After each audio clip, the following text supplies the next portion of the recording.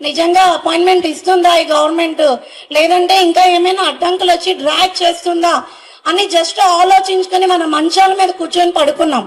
కానీ మన వెనక విద్యా సంస్థ, ఈవెన్ నారా లోకేష్ గారి దగ్గర నుంచి మన ఎన్ఈఓల వరకు ఎన్నో రాత్రులు నిద్ర లేకుండా మన కోసం కష్టపడ్డారు.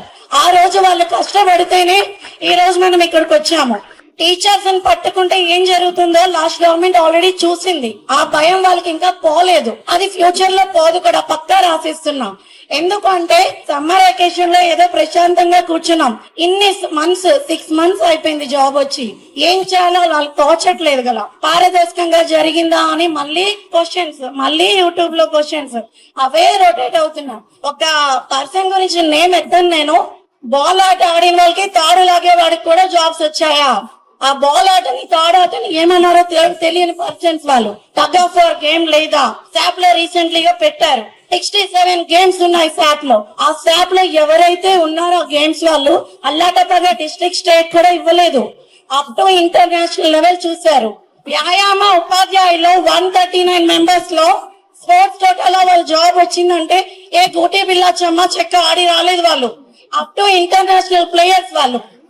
అలాంటి వాళ్ళకి జాబ్ ఇచ్చింది. ఈ రోజు మాట్లాడితే ఏదో తాడాట బాల్ ఆట అంటున్నారు. ఏం మరి హాకీని కర్రాట అనొచ్చు కదా. అంటే వాళ్ళకి తెలియని గేమ్స్ వాళ్ళకి అల్లాటప్ప గేమ్స్ అయిపోతాయి. స్పోర్ట్స్ కోటా అంటున్నారు, విమెన్స్ కోటా అంటున్నారు.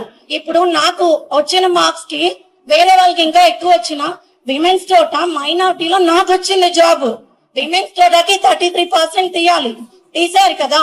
స్పోర్ట్స్ కోటాకి 3% తీయాలి, తీసారు కదా. నాకంటే తక్కువ వచ్చిందంటే అక్కడ కేటగిరీ చూడండి, ఫస్ట్ కమ్యూనిటీ చూడండి, మేల్ ఫీమేల్ చూడండి, అప్పుడు మాట్లాడండి.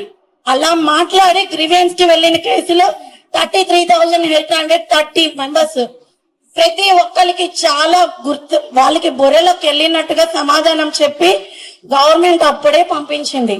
ఇప్పుడు రిమైనింగ్ ఇక్కడ ఎంత మంది అయితే కూర్చున్నారో వాళ్ళు జెన్యూన్ గా they deserve to that place అనే పర్సన్స్ మాత్రమే మనం ఇక్కడ కూర్చున్నాం. అలాంటి వాళ్ళని ఈ రోజు ఎవరు బెదిరిస్తారు, ఎవరికి బెదిరిస్తారు?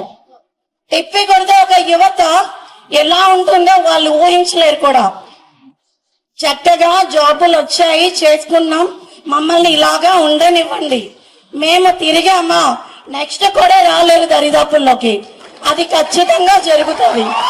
Please subscribe to Leo news for more videos.